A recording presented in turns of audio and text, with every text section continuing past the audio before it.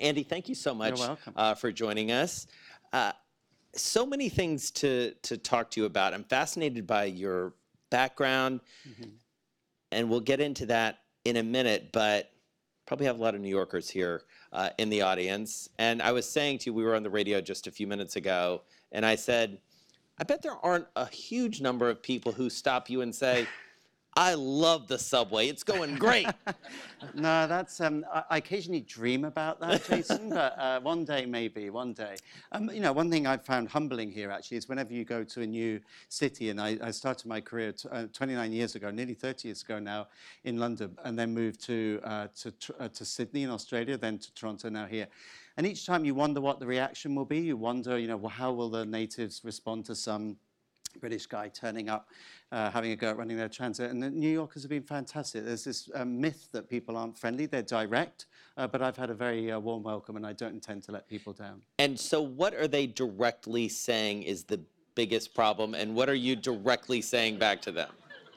The biggest problem is it's just reliability of the service. That's what people want. That's the clamour.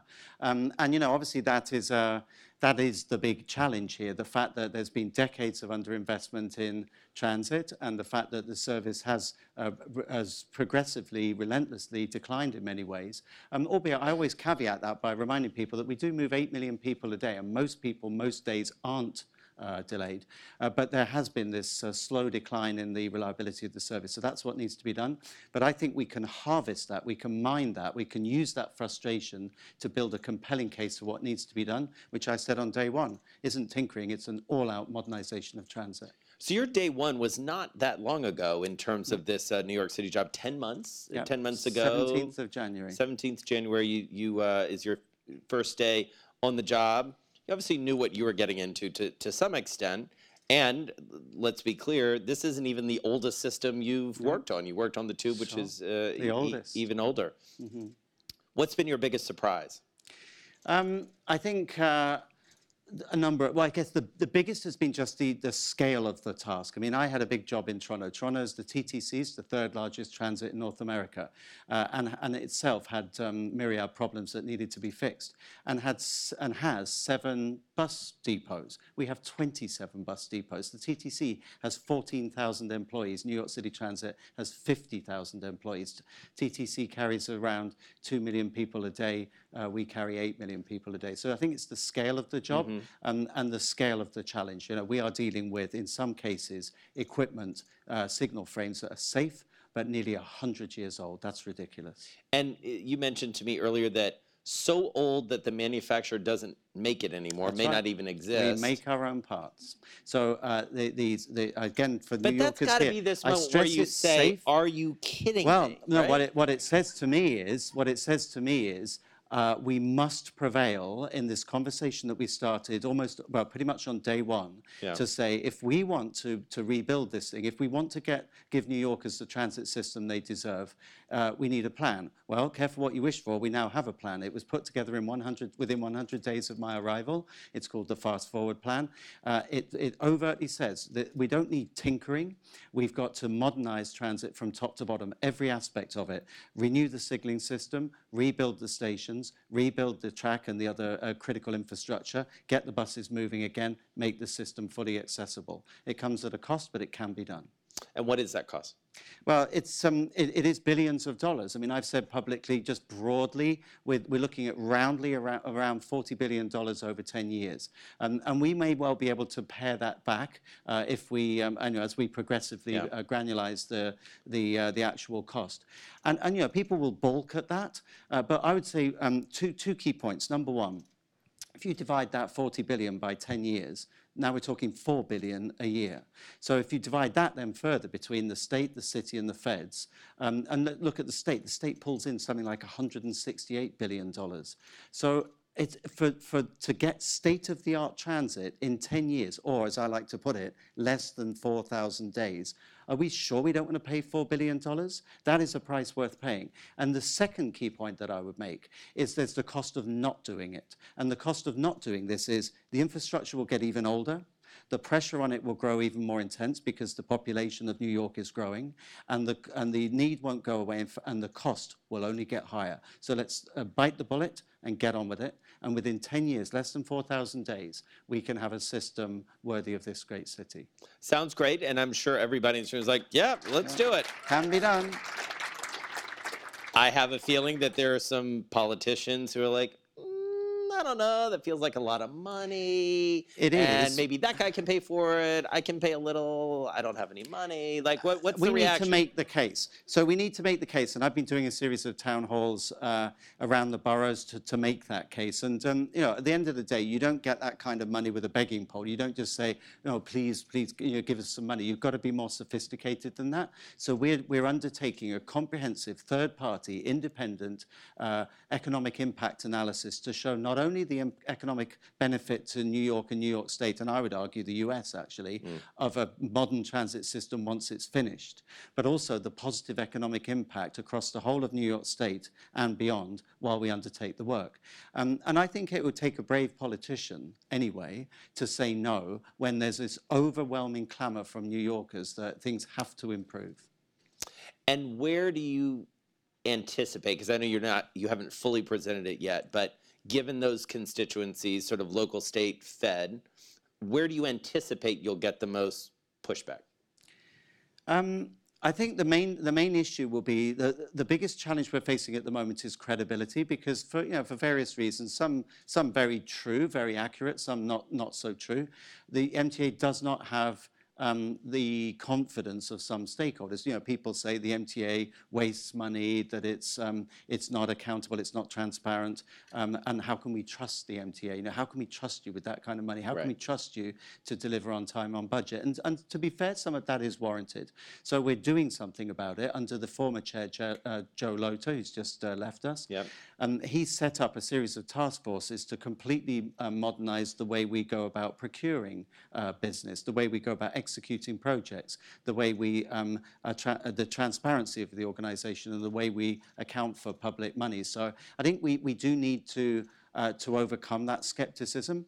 I think one of the benefits I have as a newbie is, and a pitch I can make is, well, what came first, the chicken or the egg? You can't say to me, well, until you prove that you're worthy of having this investment, we're not going to give it to you. Well, hang on a minute, until you give me the investment, I can't really show what's possible. So you've got to give me a chance. So in many ways, job one right now, and we're all over it, is to make the existing system work better. So we're having an all-out push on what I call operational basics, an all-out push on operational disciplines to get the existing bus service through crowded streets and to get the existing subway system working more reliably even before we get the investment. So let's talk about a little, if we can, about the future of transportation. I mean, this city is, you know, under several administrations, one of which we're intimately familiar with here in this building. There has been, you know, a lot of thought given to the way people just move around this city, whether it's City Bike or, you know, the public transit, cars, Uber, all of that. Where are we going? Look around the corner for us. This is about the year ahead. What happens in 19? Because it does feel like, pun intended, a lot of this is accelerating. Yeah, sure. So the biggest thing on my to-do list is to make that compelling case for the investment that I've just talked about. Yeah. Because the seminal vote, if you like, comes in the spring when in Albany the state legislature will have to decide, does it want to put this money in or not. Next key milestone will be the city budget process, which happens in the summer. So that will be very much top of my agenda to make that case, to win that argument.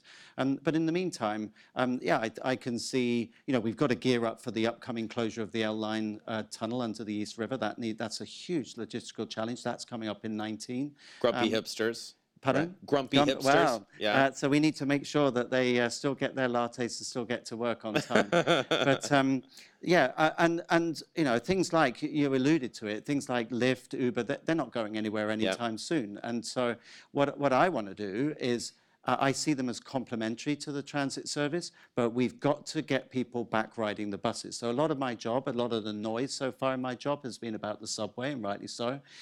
Buses and paratrans, but they're equally important to New Yorkers. And buses, you look at swathes of Queens, for example, that is the primary means of transit. Yeah. And we've got to get our buses. Yeah. We must give the buses a fighting chance of getting through the traffic. People will often say, you know, my bus is always late. Well, it can't levitate. It's stuck in traffic. Yeah. You know, it's hopelessly mired in traffic. Our buses... So levitating buses. You just solved your own problem. There you go. Well, I'm sure Mr. Bloomberg could give me some money to come up with that. But you know, at the end of the day, we do have bus lanes. They're hopelessly clogged with people parking, with deliveries going on, double parking, illegal parking, people with permits.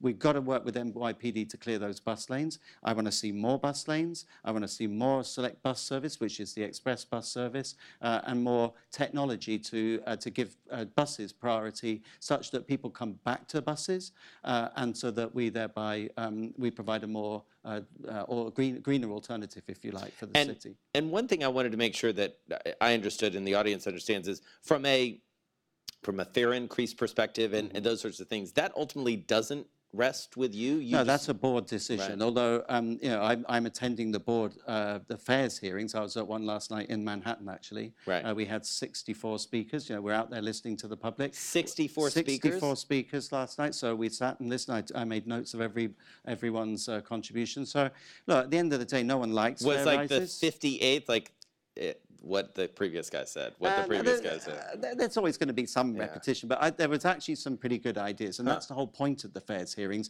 We're out there. We've pitched a couple of examples or options, if you like. We've said that this is what needs to happen. The bottom line is the one thing that is an absolute fact. The MTA needs new sources of revenue. We've got to find sustainable, affordable, predictable, enduring sources of revenue. So a fare rise will never be popular. We're out there listening to the public now to hear what their views are as to how that should be implemented.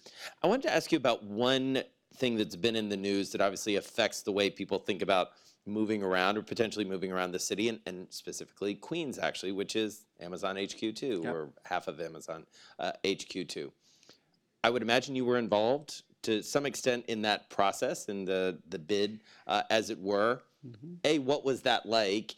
And B, is that something that New Yorkers should worry about? Like, oh, great, 25,000 more employees. That's what we need, like, plop down in the middle of the 5 boroughs. So I'd say peripherally involved. I was asked to go to speak to the bid team. The bid team were working their way around these different US cities, and they asked to speak to someone about the transit offer in Long Island City, which was obviously the place they were considering, which they've now settled on. So I briefed them on the existing transit offer in Long Island City, which is actually pretty good, because you've got in and around the area 8 subway lines, numerous bus services. You've got a ferry across the river, and you've got the Long Island Railroad. So it's actually not a bad transit offer today. But I also briefed them on what's coming up. We've just completed the resignaling of the 7 line, the Flushing line, albeit we've still got some tweaks to iron out. And we've also got plans for rolling out CBTC, computer-based, communications-based train control on the remainder of the lines. So there's lots going to happen. I enjoyed it. You know, they listened to what I had to say. They asked me various questions. They were obviously not fazed by transit. That's why they chose to come to New York. Which is, I think it's good news. In terms of your point about the impact on the service, well, first up, I don't think we should assume that necessarily all 25,000 people will be suddenly crammed onto the 7 line. Right. First up, so I suspect, given the demographic of people that typically work for Amazon, some will choose to live in and around the facility. Some may cycle to work. Some may walk to work. But also there will be a certain amount, I predict, of people going contra peak. In other words, coming into Long Island City from from Manhattan, rather than the prevailing direction of traffic, which is typically into Manhattan in the morning peak and the reverse in the evening. All right. Well, before we let you go and adjourn to cocktails, tell us, if we want to look at the future of especially subway travel here, is there either a place we can go in New York that would be very convenient, or is there a place somewhere else that you've worked, or some place else that you've seen that sort of captures what's possible? So I'll give you a couple of examples then. I'm a big fan of the MTR, which is the Mass Transit Railway in Hong Kong. I mean, that's a superb system. It has huge advantages in that it was built in 1976.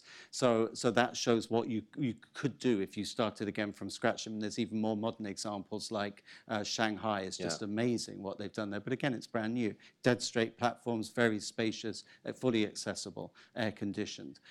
So that would be, that ideally where you'd like to You just go. had everyone in this room dreaming about There what you that go. would feel like in New York City. But a couple of points then. So a couple of points. One, and I appreciate I'm dealing with a sophisticated audience, so a lot of people here have been to other places in the world. But I think unless you've been to other places in the world, you may have this view, oh, the New York subway sucks, it's absolutely terrible. I don't agree with that. The fact we have such an extensive subway system, the fact that we have express lines, which is not the norm in most cities, the fact that we have so much redundancy that you have so many crossovers and turn-back locations where you can get around trouble is fantastic. So the good news is the skeleton of the New York subway is superb. It needs to be modernized. So here's my second example. The second example, Jason, is London. Because only 20 years ago, 25 years ago, London was in a similar state. Squalid stations, well, squalid is probably too strong a word, but certainly shabby stations, unreliable signalling, and increasing the unreliable service. Huge investment and a plan has put together a fundamentally different transit proposition in London. And they did that through sustained funding, lockbox funding, and a plan that then delivered. So that's what we've got. We've now got the plan, we need the money. You seem like a pretty optimistic guy. You need two things in this job, Jason. You need relentless optimism and a very thick skin. There you go. We're going to leave it there. Andy, thank you so much. And thank you. Thank you. I'm going to have Andy sit here for 30 more seconds while I sort of close out the show. Thanks to all of you for joining us today. We hope you enjoyed it. We had a lot of fun for sure. And on behalf of Carol Masser, the other moderators, and the team behind this, and everyone here at Bloomberg, thank you. I also want to thank our sponsors, BSI, Invesco, QQQ, The Unicorn, Wheels Up, and Hennessy Paradis Imperial. The Hennessy folks actually have a very nice surprise for you waiting just as you leave, so please enjoy that. Thanks again for joining us. We'll see you next time. Thanks. It was a lot of fun.